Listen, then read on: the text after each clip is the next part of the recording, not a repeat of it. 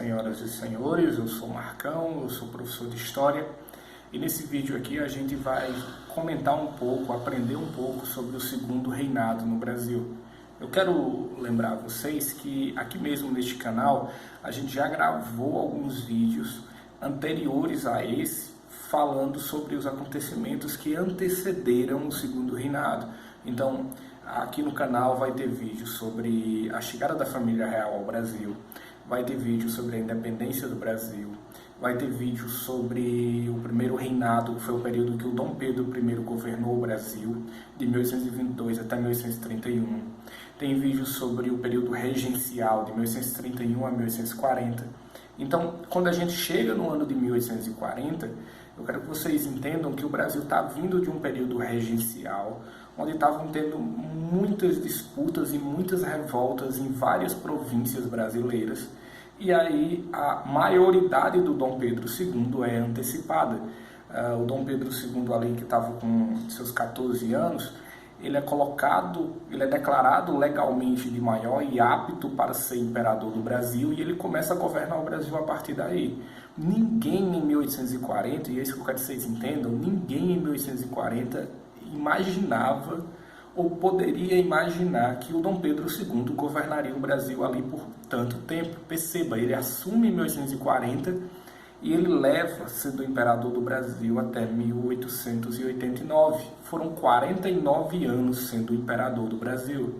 E se você viu o meu vídeo falando do Dom Pedro I, que era o pai dele, no primeiro reinado, você vai ver que a gente estava falando de um rei que era muito bom em armas, estrategista militar, mas que, por outro lado, ele era também um rei, um imperador que era muito impulsivo, que perseguia seus inimigos, que não tinha habilidade para manter as pessoas próximas. Sabe aquelas características que a gente vê nos políticos hoje em dia, que o pessoal até usa uma palavra, o pessoal diz que fulano de tal é uma pessoa agregadora, que é uma característica que todo político tem que ter, que é saber trazer todo mundo para próximo de si, resolver conflitos, agradar as pessoas que estão insatisfeitas com você. O Dom Pedro I não tinha nada disso, ele era iracundo, impetuoso, impaciente, sem habilidade para ser um bom político, embora tivesse outras qualidades. Era, segundo o que os historiadores falam, era um homem que tinha uma certa beleza, era um bom estrategista, valente, corajoso, mas faltava as habilidades do outro lado. Só que aqui no segundo reinado, a partir de 1840, quando o seu filho assume, e agora o Dom Pedro II, ele assume ainda garoto, aí com 14 anos, ele pega um Brasil que está passando por uma situação caótica. Tem revolta no Rio Grande do Sul, tem revoltas em outras províncias. A revolta no Rio Grande do Sul, a Revolução Farroupilha, a gente até trabalhou num vídeo que está aqui no canal também. Então, quando o Dom Pedro II assume, o Brasil está passando por várias crises. Essas crises são motivadas por revoltas nas províncias. Muita gente, em algumas províncias, queriam independência, queriam se separar do Brasil. Outras estavam apenas insatisfeitas com a política do governo central. E o Dom Pedro II, com 14 anos, é colocado no poder assim, e o pessoal joga tudo nas mãos dele e diz: pronto, você é um imperador, agora vamos resolver os problemas. Então, eu acredito que eu, sendo Dom Pedro, se eu pudesse voltar no tempo e me colocar no lugar dele, ali era o pior momento para você colocar o cara para governar, numa situação de caos daquela. Mas o Dom Pedro, ele logo de cara, ele demonstra uma certa habilidade para governar, maior do que o do seu pai, do que o do Pedro I. O que o Dom Pedro II faz é, ele manda o Duque de Caxias resolver a situação da Revolução Farroupilha, e ali, através da guerra e de negociações, o Duque de Caxias resolve essa questão. A revolta acaba em 1845, é apaziguada e é resolvida. E nas outras revoltas, o Dom Pedro vai resolvendo uma, vai cuidando de outra acolá, e vai construindo um governo em que pudesse haver ali alguma paz, alguma tranquilidade e alguma harmonia. O que o Dom Pedro II percebe é o seguinte: ele percebe que as revoltas nas províncias, elas estão sendo motivadas pelo choque político entre os dois grupos. Num vídeo anterior até já falei disso, vale repetir novamente. No Brasil, a gente tinha dois grupos políticos, o Partido Conservador e o Partido Liberal. E eram dois grupos mesmo, não era um partido que nem a gente tem hoje em dia. Mas o Partido Conservador, geralmente, ele era formado por grandes comerciantes, ou seja, pelo comércio ali do mais alto nível e pelos grandes fazendeiros que pegavam seus produtos e exportavam para fora do Brasil. Então, se a gente pudesse definir, o Partido Conservador era composto principalmente por esses dois tipos de pessoas, grandes comerciantes, grandes exportadores. Enquanto que quando a gente olha para o Partido Liberal, ele era formado basicamente por pequenos comerciantes e pessoas que produziam algo, mas não voltado para o mercado externo, mas para o mercado interno aqui do Brasil mesmo. Então, entendendo quem estava em cada um dos dois partidos, dá para entender o que cada partido queria. O Partido Conservador queria que todo o poder ficasse ali concentrado na capital, nas mãos do Dom Pedro, que o poder de decisão ficasse concentrado ali. Para quê? Para que o governo central ali atuasse, melhorando as condições para que eles pudessem fazer seus negócios, vender os produtos do Brasil para fora e por aí vai.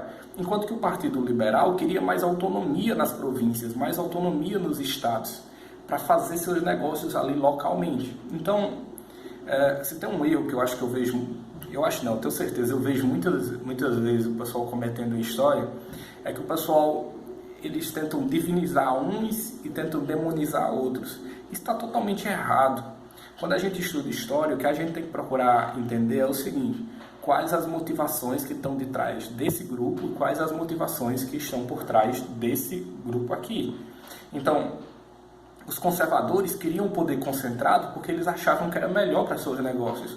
E o pessoal do Partido Liberal queria o poder mais descentralizado, com as províncias com mais autonomia, porque entendiam naquele momento ali que o poder estando descentralizado era melhor para a sua vida, para seus ideais e para seus negócios. Então está todo mundo defendendo seus interesses aí.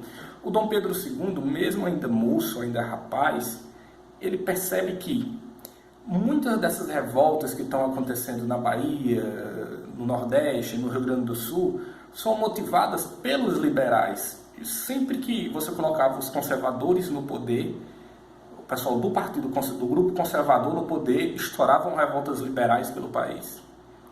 Aí, quando os liberais eram colocados no poder, eles se acalmavam. O Dom Pedro percebeu isso, percebeu que era essa tensão e essa disputa entre esses grupos que estavam gerando as disputas e as revoltas nos estados. Então, o Dom Pedro II, brilhantemente, no segundo reinado, o que é que ele faz? Antes, ele governava praticamente sozinho ali como chefe do executivo, e ele nomeava algumas pessoas para governar com ele, e a coisa funcionava normalmente, e ele sempre com muito poder, com poder moderador nas mãos dele. Então tinha o legislativo, o executivo, o judiciário, que era quem fazia as leis, quem governava, e o judiciário, que eram os tribunais, mas o Dom Pedro I era o poder moderador. O Dom Pedro II, ele continua com esses quatro poderes, mas ele cria uma espécie de parlamentarismo, mas um pouco diferente. Vamos entender isso aqui. Como é que funcionam as coisas num regime ou num sistema parlamentarista? Você tem o rei, só que o rei, apesar de ser o chefe de Estado, ele não é o chefe de governo, ele não governa diretamente. Você pega, por exemplo, a Inglaterra, ela é um bom exemplo de parlamentarismo. Você tem a Rainha Elizabeth, mas ela não governa. Quem é que governa? Tem eleições, o partido que elegeu mais deputados, mais políticos para o parlamento, tem o direito de indicar o primeiro-ministro governa e o primeiro-ministro de fato é quem cuida dos negócios do Estado. A rainha ali, ela tem uma função mais simbólica, cuida de uma coisa aqui, outra acolá, mas ela não é mais a chefe de governo. Então, quando a gente fala parlamentarismo, você já pensa logo, então o rei aceitou diminuir seus poderes? No caso do Brasil, não. O que o Dom Pedro II aceitou fazer e fez aqui no Brasil foi o seguinte: ele criou um sistema parlamentarista porque antes as coisas aqui no Brasil eram assim. O O imperador, que era o Dom Pedro, ele escolhia a dedo cada ministro que ia ajudar ele a governar, que era o chamado Conselho de Ministros. Só que isso acabava gerando um grande desgaste para o Dom Pedro. Eu quero que vocês entendam aí, imagine, desde uma cidade pequena até um país enorme, que nem era o Império do Brasil na época, quando você tem uma quantidade tão grande de cargos que vão ser distribuídos, você acaba tendo um grande número de grupos ali e entidades que vêm te pressionar para você nomear fulano de tal, e que se você não nomeia fica bravo com você, aí você já arruma inimigos e vai perdendo apoio e vai se desgastando. O que o Dom Pedro II fez foi genial por causa do seguinte: ele criou esse sistema parlamentarista, onde a partir daí começou a funcionar assim. Ele escolhia o presidente do Conselho de Ministros, e o presidente do Conselho de Ministros é que escolheria todos os outros ministros. Então, dando um exemplo, ele escolhia alguém, esse alguém então era quem ia escolher o ministro da Educação, esse alguém quem iria escolher o ministro da Economia, usando a nomenclatura de hoje em dia. Ele é quem ia escolher o ministro de Infraestrutura, e por aí vai. Isso acabava poupando Dom Pedro, porque quando alguém não era indicado, você ia colocar a culpa no presidente do Conselho de Ministros, não no Dom Pedro. Então, com isso aí, o Dom Pedro continuava mandando, porque com o poder moderador nas mãos, se ele não gostasse da nomeação de alguém, ele podia vetar. Por outro lado, não era ele que estava indicando os ministros, então acabava que ele não era desgastado nesse processo de nomeação. Uma outra coisa que o parlamentarismo fez, que acalmou mesmo essa questão entre liberais e conservadores, é porque como Dom Pedro escolhia quem era o presidente do Conselho de Ministros, ou seja, o primeiro-ministro, só mudava o nome aí, uma vez ele escolhia um presidente do Conselho de Ministros, o primeiro-ministro do grupo conservador, os liberais ficavam todos irados, iam para a oposição e protestavam e tal. Quando o Dom Pedro entendia que aquilo ali já estava demais, aí ele ia lá e demitia o primeiro-ministro, ele era o imperador, e colocava um novo primeiro-ministro do grupo liberal que estava criticando muito. Aí o grupo conservador ia para a oposição e os liberais vinham para o poder, todo mundo gostava do imperador e por aí. Os conservadores começavam a criticar muito. Quando o Dom Pedro percebia que a coisa não estava andando bem, ele ia lá e demitia novamente e trocava. Então, eu vejo muita gente criticando esse sistema parlamentarista brasileiro do Segundo Reinado, dizendo assim, é um sistema parlamentarista às avessas, era um sistema parlamentarista que só existia no nome. É verdade que esse nosso sistema parlamentarista era bem diferente do sistema parlamentarista inglês, mas é verdade que nos serviu para a nossa realidade naquele momento, fazendo essas duas coisas que eu acabei de falar, diminuir as disputas entre liberais e conservadores e não desgastar o próprio Dom Pedro II com essas nomeações. Então, esse sistema que os livros de história vai chamar de parlamentarismo às avessas ou parlamentarismo de ponta cabeça, para nós, naquela realidade daquela época, serviu muito bem e fez muito bem ao Dom Pedro. De uma forma lenta, mas foi acabando com as revoltas liberais, porque os liberais agora viam que por mais que os conservadores estivessem no poder, eles eram os próximos a ter um primeiro-ministro liberal, e aí esse ministro liberal ia botar liberais nos outros ministérios e o gabinete todo era liberal. Então, eu ouso até dizer que fazia até bem a democracia, porque você tinha um rodízio de convicções e ideias diferentes no poder. Mas, óbvio, a gente ainda era um império, o Dom Pedro II ainda era o imperador e ele era quem mandava no Brasil. Então, se ele não tivesse gostando do primeiro-ministro, ele demitia. Se ele não tivesse gostando do Congresso, ali da Câmara dos Deputados, ele podia destituir tudo e convocar novas eleições. Ele ainda tinha o poder em suas mãos, mas comparando com o governo do pai dele, a gente já vê que aí já foi um grande avanço para o Brasil. Uma outra coisa que a gente deve lembrar aqui quando a gente fala de Segundo Reinado é que se na política as coisas estavam andando bem, na economia também estava andando muito bem. O Brasil começou a produzir, aliás, já vinha produzindo café, mas é nesse Segundo Reinado que o café se torna o principal produto de exportação brasileiro. É o carro-chefe, se torna o símbolo do Brasil. O Brasil começa a vender muito café e a lucrar muito com isso. Uma outra coisa que favoreceu na economia é porque em 1850 o Brasil estava muito pressionado para acabar com a escravidão. O Brasil não queria acabar com a escravidão. Então os outros países, em especial a Inglaterra, começaram a botar muita pressão no Brasil no sentido de dizer o seguinte: vamos acabar com o tráfico de escravos. Tráfico de escravo é porque tinham navios e pessoas que iam até na África, compravam os escravos lá, traziam e vendiam aqui por um preço bem mais caro. Esse era o tráfico de escravos pelo Atlântico. A Inglaterra começou a pressionar, começou a dizer: olha, vamos acabar com o tráfico.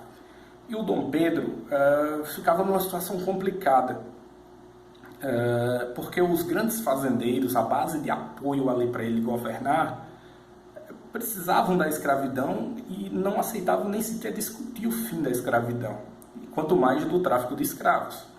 Até que houve até alguns problemas entre o Brasil e a Inglaterra em 1850, porque a Inglaterra começou a afundar navios que estavam vindo para o Brasil com escravos, os navios negreiros. O Brasil protestou e por aí vai, mas a situação chega ao ponto que em 1850 o Brasil decreta a lei Eusébio de Queiroz, decretando aí então o fim do tráfico de escravos. Óbvio, a gente só fez isso naquela época, o governo brasileiro só fez isso naquela época porque estava sendo obrigado pela Inglaterra a fazer tal coisa. Senão, não teria feito naquele momento, talvez no futuro, mas não naquele momento. Então, como acabou o tráfico de escravos, o Brasil continuou tendo escravidão, mas só com os escravos aqui do Brasil. Acontece que uma parte do dinheiro que estava ali rolando no Brasil acabou sendo direcionado para outras coisas, para outros investimentos, para a criação de algumas fábricas. Então a economia do Brasil começou a andar muito bem. Então nesse começo do segundo reinado, a política ia bem, o Dom Pedro conseguiu apaziguar as revoltas, conseguiu equilibrar ali, conseguiu uma certa tranquilidade para governar, utilizando o parlamentarismo. As avessas mesmo, diferente do parlamentarismo inglês, mas colocando liberais e conservadores se alternando no poder. Na economia, a gente estava andando bem, e andando bem em cima do café e em cima do dinheiro que estava sobrando através da extinção do tráfico de escravos, que não estava mais acontecendo de fora do Brasil para o Brasil. O tráfico interno dentro do Brasil ainda continuava existindo. Em um próximo vídeo, a gente vai falar da Guerra do Paraguai e vai falar dos acontecimentos que acabaram levando ao fim do segundo reinado e à abdicação do Dom Pedro II. Mas por esse momento, para esse vídeo, a nossa proposta era essa mesmo, era mostrar como que o segundo reinado começou, as coisas que aconteceram ali no começo do governo do Dom Pedro II e como que estavam as coisas na economia e na política.